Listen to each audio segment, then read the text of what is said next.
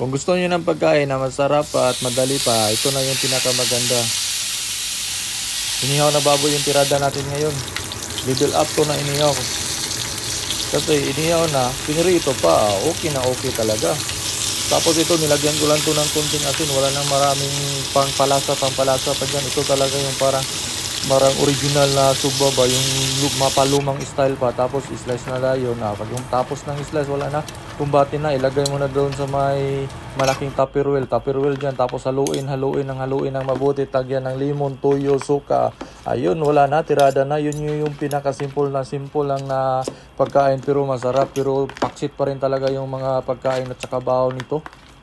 At ito nga, sa totoo lang, habang hinahalo ko pa lang to, wala na gutom na ako. Gustong gusto ko na talagang kumain. Kaya hindi na ako nagtagal, nagkuha na ako ng kanin, tapos kumakain na. Tapos nung tinikpan ko, wala talaga, sulit na sulit talaga yung lasa. Masarap talaga siya.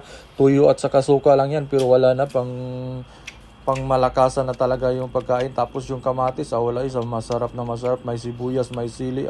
Ito talaga yung inahanap-hanap kong pagkain ba. Yung simple lang na pagkain, pero maparami ka talaga ng pagkain. Kaya ubos na talaga yung pagkain sa akin.